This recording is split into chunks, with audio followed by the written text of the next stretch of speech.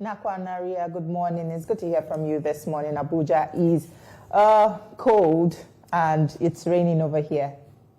I think a good time to be in Abuja with the cold breeze that keeps blowing with this rain, TJ. Yeah. I guess you're enjoying your sleep. Well, as you can see, I'm very covered up this morning, so I'm well kitted for the weather. Exactly. Let's go to what we have for our viewers. Now, welcome to FCT Brief. As heavy rains continue to drench parts of the country, rising water levels are once again stirring fears of devastating floods and their far-reaching impact across Nigeria. Now, authorities have announced plans to release excess water from the Kainji, Jeba, Shiroro, and Zongeru dams, a precautionary measure to prevent structural pressure on the facilities, but one that also poses potential risks to downstream communities. The Nigerian Hydrological Services Agency has issued alerts warning that the controlled release could aggravate flood situations in low-lying areas, particularly along the River Niger Basin. State governments and residents are being urged to brace up, relocate from flood-prone zones, and adhere to warning advisories to minimize casualties and property loss. This development comes amid ongoing humanitarian and environmental concerns as several states are still grappling with the effects of previous floods that displaced thousands and damaged farmlands. With the release schedule expected to span several days, attention now shifts to how swiftly local authorities can respond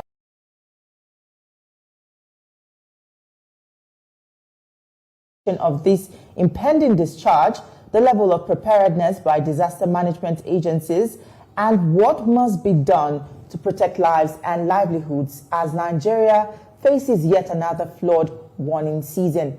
And to help us run through this conversation is an environmental consultant and MD CEO, MacPress West Africa Limited. His name is Chief Idowu Salawu.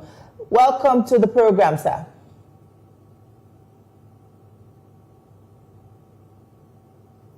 Good morning, sir. Can you hear us? Kindly unmute your device, please.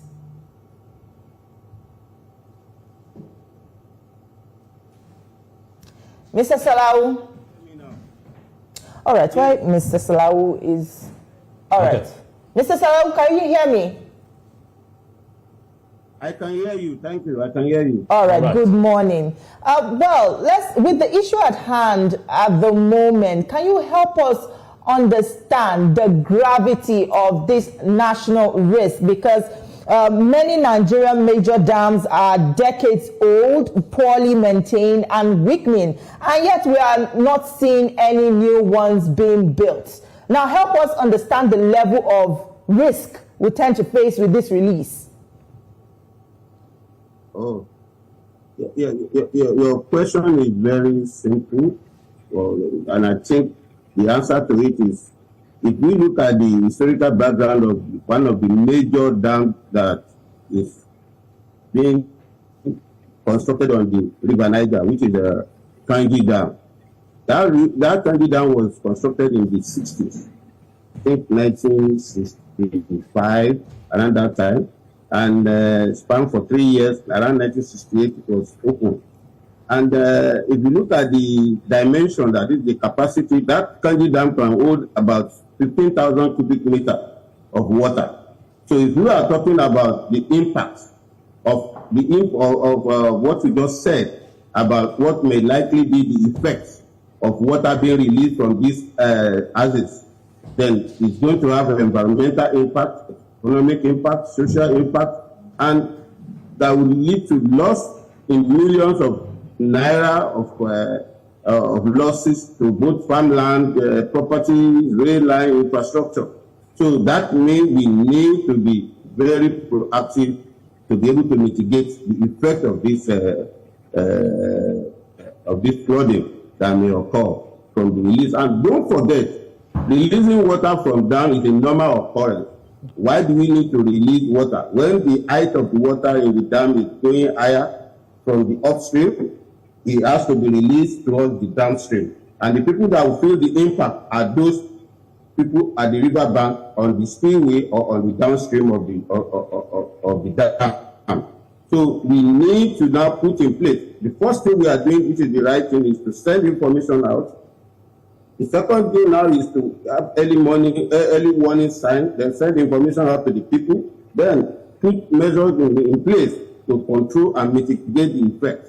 If not, then people who always have a kind of affinity to their family land, to their homeland, ancestral land, we need to move them away to reduce the casualty and the impact on people.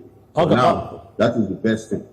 All right, Mr. Salawu, I think you rightly noted that it's a periodic part of a dam management system to open up the dam because, yeah, if you open up the dam, it might overflow and destroy communities. But if you don't open up the dams when it gets to its optimal level and it breaks, it is more devastating.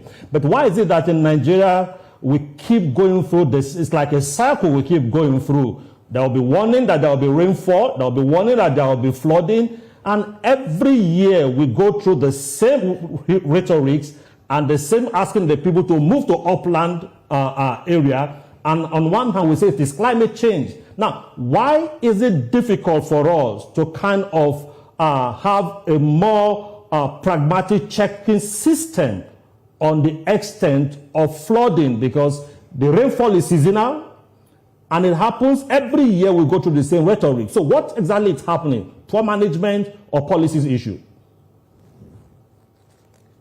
All. Poor management, policy issue.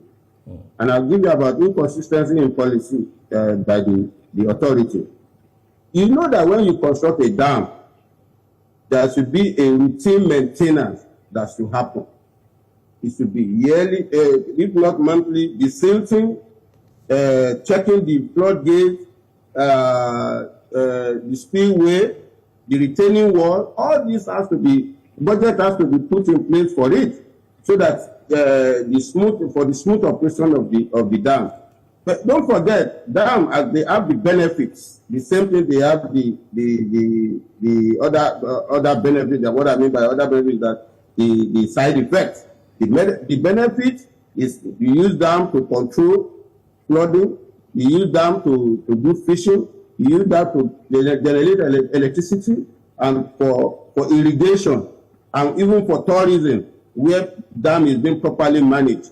They are source of income for government and authority. But in this case, we are facing the negative impact of failure of not maintaining the dam properly, and that is due to inadequate funding. Because it is not easy to maintain a spillway of a dam.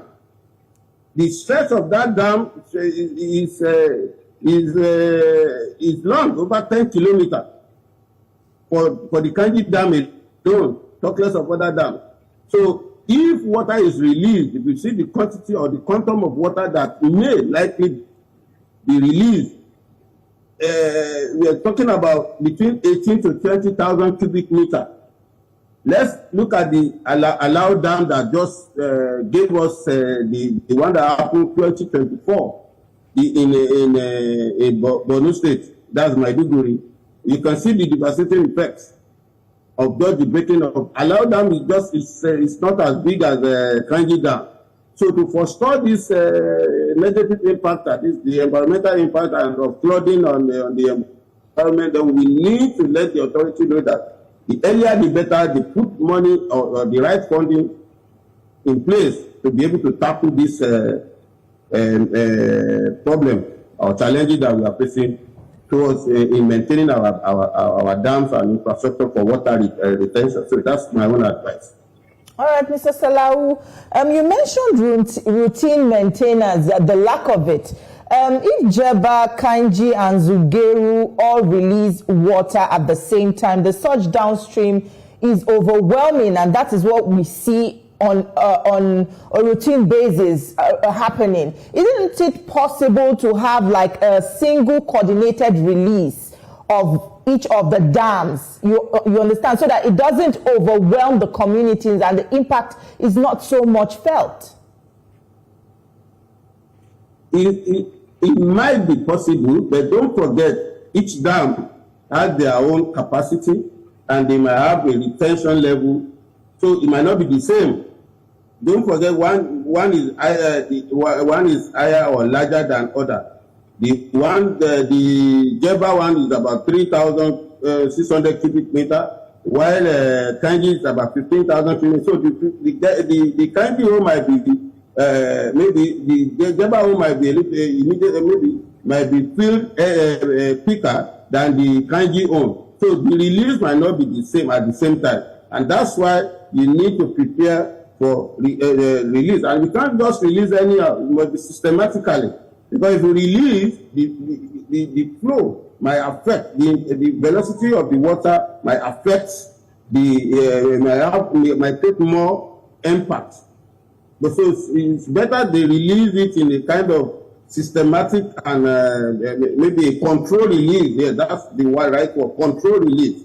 That's the best way. But releasing all at the same time, we may not be able to face the effects of the impact of the water. That might be the impact of the water on the environment, or farmland, or infrastructure. So it's not advisable that the three dams will be released at the same time. So there must be a kind of control release of those water that might be excess.